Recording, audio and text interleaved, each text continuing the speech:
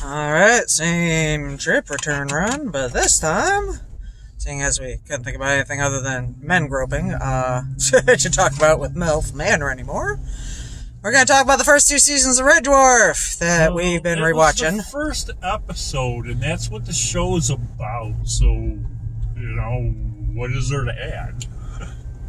Not much, not much. Anyway, I want to talk about Red Dwarf because I want some younger people to actually go buy the DVDs or find it on streaming or whatever the heck you do these days. So Red Dwarf is like a late 80s British BBC science fiction comedy show, but it's actually quite well thought out and actually is very scientifically accurate.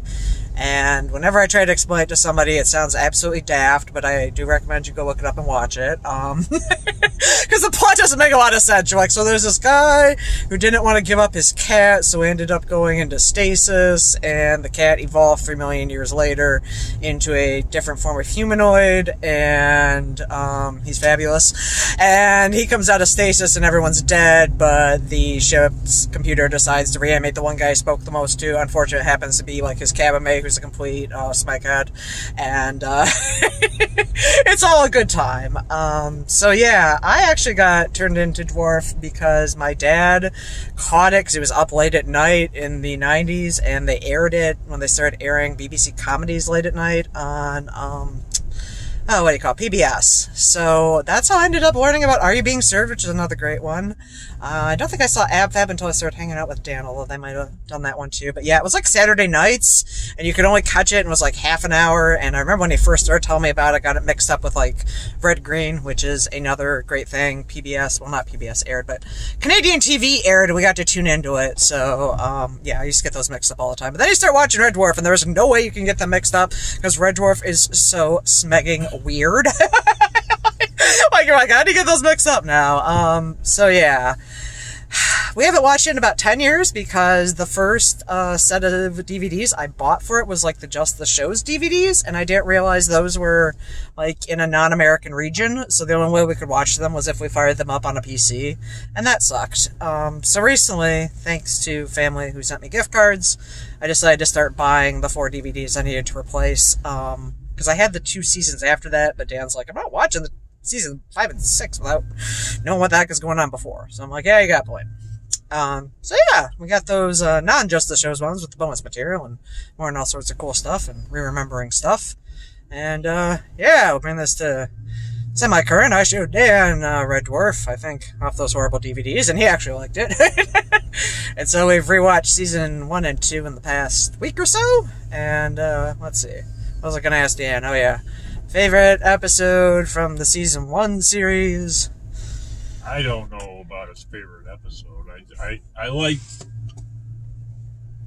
the commentary that talked about the making of it and bringing it to fruition was pretty cool. And the actors and directors talking about the auditioning process, because people that are on the show either weren't gonna get the part that they auditioned for, or they ended up just being perfect. Cat arrived as a cat would do, and by the way, to further describe Cat, he was a cat that over 30 million years evolved into James Brown as a cat. He descended from the original cat named Frankenstein, who, another fun fact we discovered reading in the liner notes was, I guess when they were shooting the scenes with Frankenstein, because this is the BBC back in the 80s, they had to keep redoing the shot to the point where, like, the only one they took was the one where Whistler was spilling all the milk around because his testicles kept getting in the way of the shot, and the BBC's like, can't have cat testicles!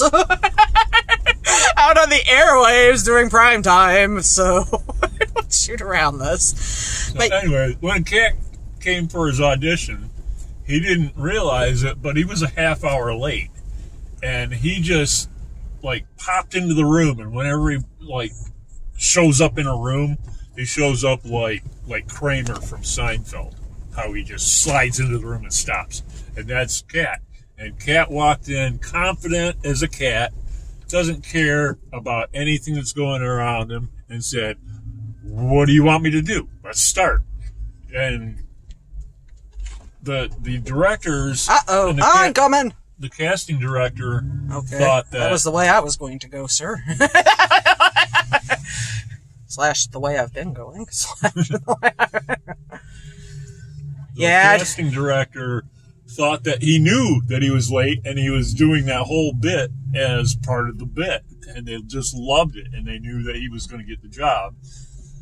And they had to sit through a whole day of auditions knowing that they're going to pick him, but they have to because of SAG and all of the legalities involved. The ethics involved, yes. And, but he didn't have any idea that that was the case, and he didn't even have any idea that he was late. He just showed up and played the part of, I'm a cat, I showed up when I wanted to, I'm ready to go, let's do it now. So I thought that was probably... I think that story was better than a lot of the actual episodes. I like them all. I thought they were freaking hilarious. Okay. Yeah, Cats. Danny John Jules is great. And I learned this morning reading through the Season 2 liner notes. Unfortunately, there is no listing for it on Discogs, but I guess he released a, it sounds like a single LP, because it said on the A side was him doing Tongue Tied, the extended version, and then the other side, I guess, was him singing the theme song. Yeah, instead of hearing Kachansky sing it, yeah, because you're like, I didn't know Kachansky sing it. I'm like, you don't really find that out till way later. Yeah, so I re-looked at the episode listings because I'm like, I actually probably have a favorite between at least all of them so far. Is definitely the parallel worlds where they end up having the well, at least for the men, they have women versions of the main characters, and then for the cat, they have a dog. So Cat doesn't get to get laid, and he wants it so bad. Yeah, poor Cat. He's literally the last of his species. Like, you see, that's my episode from Season 1 that's my favorite, is when they're talking about his ancestor, or, like, the oldest cat, who's the religious cat, is dying, and talking about the religion of, like, what they believe. And it essentially turns out, because, again, this is 3 million years after his owner, or Frankenstein's owner, Lister, went into stasis. Yeah, they're descended from somebody called Cloister, who is their messiah, who's going to lead them to the land of, I forget what they mistranslate Fiji into, but Lister was like, yeah, I was going to take Frankie and go live on Fiji, and we were going to have a farm, and it was going to be great. And they're all like, yeah, it was Cloister, and he was going to lead all the cats. And essentially they had some sort of religious war over whether the hats they were supposed to wear were supposed to be blue or red. It turns out they're supposed to be green.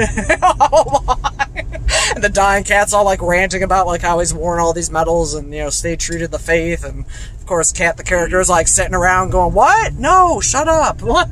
He maintained the t-shirt with the sacred curry stain. The sacred curry stains. Which makes me the other thing I love about the last episode of, like, the second season. Lister's a slob. Is that the woman who plays the inverse of Lister? She is so good. Like, yeah, the women they did for the Parallel Universe episode are just amazing actresses. Like, the female Rimmer definitely makes me almost feel violated. I'm like, well, hopefully that taught him something. But the female Lister who gets him pregnant, man, I'm just like, oh my god, yes. So for a reference, Lister is the last human being. Cat is descended being from the cats, and the other characters are Rimmer, who died in Arnold the first Rimmer. episode. Yep. And he is now a hologram. He gets revived because he's the one that Lister exchanged the most words with, because they were bunkmates. But as he pointed out, half of them are smeg off. I covered it a bit when we did the opening. And the final episode, or the final character, the main character so far, is Holly. He's the computer, and it's just the dude's face on the computer talking at you. But the actor was very happy, because originally he was going to be a voiceover only. So he was very happy to get a face on his screen. And oddly enough, when he well, this comes in season 3 when he changes gender, but the girl version of him, like, apparently she wasn't expecting to go on and become a regular character either. Like, she does the one appearance in the one episode, and they kept bringing her back, so... Anyway, the plus side is now we find out how Lister manages to have 2 kids in the space-time stasis paradox from season 1. Apparently, his female version gets him pregnant. Although I still don't get that, because if you went back into your own reality, wouldn't you have your genitals reconfigured back to being a normal man? I don't know. It apparently works. Oh, you don't have to go. We can just turn this off. I'm good. Anyway, that's a reminiscing about Red Dwarf. We'll be watching more of it, so we'll tell you about season 3.